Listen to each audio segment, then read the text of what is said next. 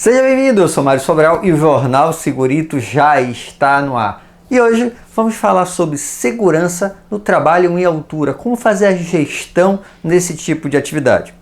Pois bem, para fazer gestão é sempre interessante pegar por base, por exemplo, uma OSA 18001, uma ISO 45001, a nova NR1 vai auxiliar como uma diretriz também. Então, o primeiro passo é esse. E qualquer que seja essa norma de gestão que você utilizar, sempre vai indicar o quê? Para você identificar os perigos, tá? Então, seja quando ele está falando lá de PGR, mas seja quando eu estou falando especificamente só em trabalho à altura, o primeiro passo é identificar os perigos. Essa identificação dos perigos, como é que eu posso fazer já direcionando para trabalho à altura? Primeiro, eu deveria fazer uma inspeção, na empresa, meio um checklist, alguma coisa assim, para identificar aonde eu posso ter esse tipo de problema. Então, fazer esse rastreamento. Fiz esse rastreamento, segunda coisa que eu tenho que fazer é analisar as tarefas que vão ser realizadas. Então, por exemplo, eu verifiquei que há a possibilidade de trabalho à altura na caixa d'água. Tá, mas o que vai ser feito? Qual a tarefa especificamente? Digamos que seja a limpeza interna da caixa d'água que vai ser feito trabalho à altura. E aí, com base na tarefa, eu vou ter que entender um pouco mais da tarefa para identificar os perigos específicos. Além disso, o que pode me auxiliar? A análise de investigação de acidentes anteriores. Então, aconteceu um acidente relacionado a trabalho à altura e lá essa análise de acidente ela vai me dar algumas informações importantes. Olha, aconteceu desse jeito, talvez eu faça isso. É uma forma também de identificar. Quando eu tiver fazer essa identificação de perigos, eu tenho que tomar cuidado para não ficar pensando só em coisas relacionadas à queda. Porque o trabalho de altura não se restringe a problemas relacionados à queda de altura. Coloquei alguns itens só como exemplo. Choque elétrico pode acontecer. Você ser atingido por objetos que caem, vento forte, chuva, espaço confinado. Então é um trabalho à altura, mas também é um espaço confinado. Temperatura elevada. Então eu tenho que pensar quais são os outros problemas que podem ter aqui quando eu estiver fazendo essa identificação do perigo. Tá. Identificamos o perigo. Segundo passo, você já sabe, avaliar os riscos. E nessa avaliação de riscos, tem muita gente utilizando as tais matrizes de risco. Cuidado, tá? Eu não estou dizendo que não deva utilizar, mas a gente tem que tomar muito cuidado. Eu vou fazer um vídeo, não sei se na semana que vem ou na próxima, justamente falando sobre as limitações desse tipo de matriz. Mas você tem que ter alguma ferramenta de análise. Porque se você só vai com a matriz, por exemplo, sem uma análise anterior, sem uma informação para complementar, vai ser igual um chute. Então a matriz em si, estabelecer lá por uma matriz 5x5, severidade e probabilidade, e com base no teu sentimento estabelecer a severidade, e com base no teu sentimento estabelecer a probabilidade, sem um respaldo de informações e chutar, é quase a mesma coisa. Tá? Então, identificamos os perigos, avaliamos o risco. Depois, estabelecer os controles. Em relação aos controles, embora tentar dar alguns exemplos relacionados ao trabalho à altura. Primeiro eu vou tentar eliminar o perigo, E como é que eu posso fazer em relação à altura? Eu posso dar uma ferramenta, por exemplo, de um cabo longo. Digamos que eu tenho que cortar os galhos de uma árvore. Ao invés de subir para cortar esses galhos, eu posso ter uma ferramenta, um cabo longo, e aqui de baixo eu corto. Ou eu posso montar alguma coisa embaixo e depois subir com esse material pronto. Então eu eliminei a exposição à queda. Segunda coisa que eu posso fazer é isolar esse trabalhador. Uma forma mais fácil de entender em relação à altura é, por exemplo, um guarda-corpo. Um guarda-corpo, isolei. Apesar de ter lá o desnível, não tem como esse trabalhador cair, porque eu isolei ele da possibilidade de queda.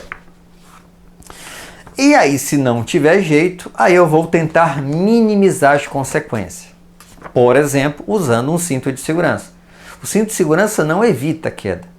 Você cai, mas minimiza as consequências. Ou uma rede de segurança, por exemplo. Também ela não vai evitar a queda, mas ela minimiza as consequências. Então já identifiquei, já avaliei, já controlei. Mas em relação ao controle, eu tenho que saber selecionar o equipamento certo para fazer esse controle. E aí eu vou dar aqui algumas orientações do que você tem que pensar na hora de... Olha, eu vou utilizar tal coisa, será que é o ideal? Então, primeiro, eu tenho que imaginar lá, visualizar na verdade, as condições de trabalho. Então, digamos que é num local que tem um declive, ou tem alguma obstrução, ou tenha muito tráfego de veículos ou de pessoas. Tudo isso tem que ser pensado para verificar qual é a ferramenta ali mais adequada para aquele tipo de exposição. Tá. O que mais que eu tenho que pensar? Eu tenho que pensar também na distância para acesso e saída. Então, por exemplo, digamos que esse desnível seja muito grande, sei lá, 8, 9, 10 metros de altura. Uma escada não é o mais adequado, né? Então tem que pensar nisso também. Às vezes eu até tenho uma ferramenta que é possível aquilo, mas não é a mais adequada. Eu também tenho que pensar na distância e consequências no caso de queda. Quer ver uma coisa que as pessoas acham que é extremamente seguro e pode ser um tiro pela culatra? Imagina que eu estou com uma linha de vida aqui, tá? Então eu estou aqui com uma linha de vida, cinto de segurança, tudo direitinho. Só que eu estou a 3 metros do chão. Eu já vejo isso direto na construção civil, infelizmente. Então o trabalhador está lá no andaime, está com uma corda lá. Primeiro, essa corda está folgada, ela não está esticada, ela está folgada. A ancoragem está mais ou menos, mas vamos lá. Digamos que a ancoragem está perfeita, a corda está bem esticada, está sobre o trabalhador. Só que tem um detalhe, na hora que cair, o que vai acontecer? Essa corda vai descer um pouquinho, né?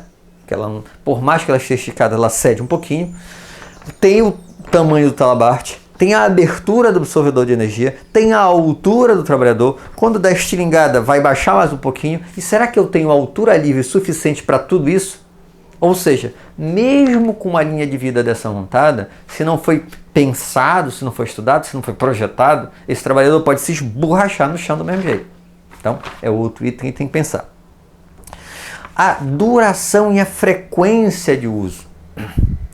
Imagina, você vai fazer um serviço que é, sei lá, pendurar um quadro num lugar muito elevado. E aí você vai montar um andaime. E tem uma escada lá do lado. Tá? Por mais que talvez, dependendo da situação, seria interessante um andaime, sei lá o quê, tem coisas que são tão rápidas que a gente tem que verificar. Será que o trabalhador vai fazer desse jeito? Será que ele não vai acabar forçando a barra porque eu estou pedindo para ele montar um monte de coisa? Ah, professor, mas tem que ser seguro. Ok, eu tenho que analisar se uma forma mais rápida não vai dar uma segurança mínima para ele realizar aquela atividade. Outro, risco adicional representado pela instalação e remoção de equipamentos de trabalho. Então, por exemplo, uma plataforma elevatória pode ser muito menos arriscada que expor 2 ou 3 pessoas para erguer um andaime. Tá?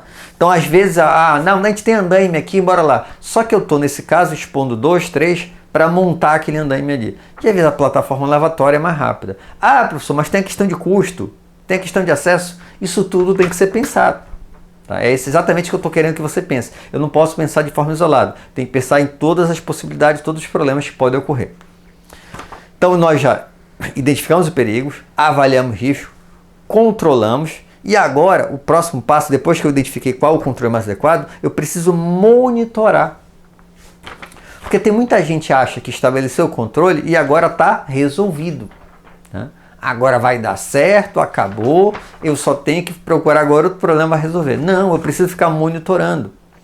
E o que seria esse monitoramento? Por exemplo, eu posso fazer uma inspeção, eu posso fazer um DDS com os trabalhadores orientando, eu posso, dependendo da situação, abrir uma PT para que liberar esse serviço, né? Ou elaborar um procedimento, porque é um serviço com muita frequência, então eu já vou elaborar um procedimento, orientar os trabalhadores para que eles já saibam como fazer. Então esse monitoramento é importante. Monitorei, o que eu tenho que fazer também? Registrar, documentar essa abordagem. Então, quando eu falei da PT e do procedimento, é um registro. E por que é importante? Imagina que eu tive uma determinada situação e eu parei lá um tempo para estudar, coisa e tal, para verificar qual seria a melhor solução para aquele problema lá de altura. Tá? Aí eu tive a ideia, executamos. Só que nós não registramos, não elaboramos o procedimento, não fizemos nada. Daqui a 6 meses, um ano, acontece o mesmo problema. Como eu não tenho registro, vai depender da memória das pessoas. E se você já saiu da empresa e tudo mais, eu não tenho esse registro, fica mais difícil. Tá? Então é importante ter esse registro. E por fim, um item que eu acho extremamente importante é ter um plano de emergências para situações relacionadas a trabalho em altura.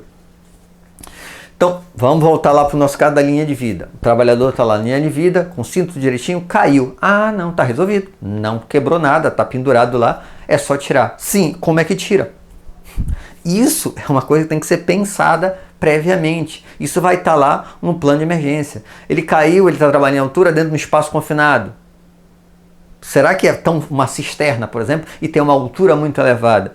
É tão simples assim tirar esse trabalhador? Então não é apenas, olha, o trabalhador caiu, mas ele não se machucou. Ok, mas como é que eu vou retirar esse trabalhador?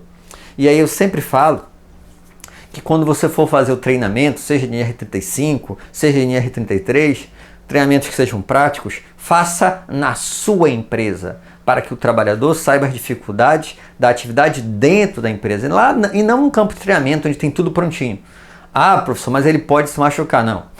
Eu preciso ter toda a estrutura, porque quando acontecer uma situação real, não vai ser no campo de treinamento que vai acontecer, vai ser na sua empresa. Então, percebe que não é algo tão simples assim fazer a gestão com segurança dos serviços em altura na sua empresa.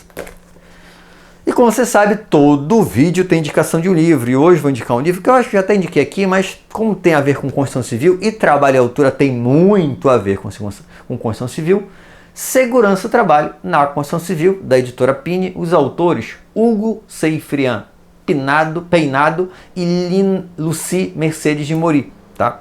Então são vários artigos, tá?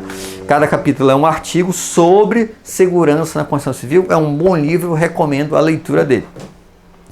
E aproveitando para você que ficou até aqui, eu quero lhe fazer um convite. Você sabe que eu faço toda segunda o podcast Segurity Encast, que já tem 4 anos, um pouco mais de 4 anos, e eu agora resolvi fazer um outro podcast. Já tem mais ou menos um mês e queria lhe convidar para assistir. Vou colocar na descrição do vídeo, é o podcast Além da Prevenção.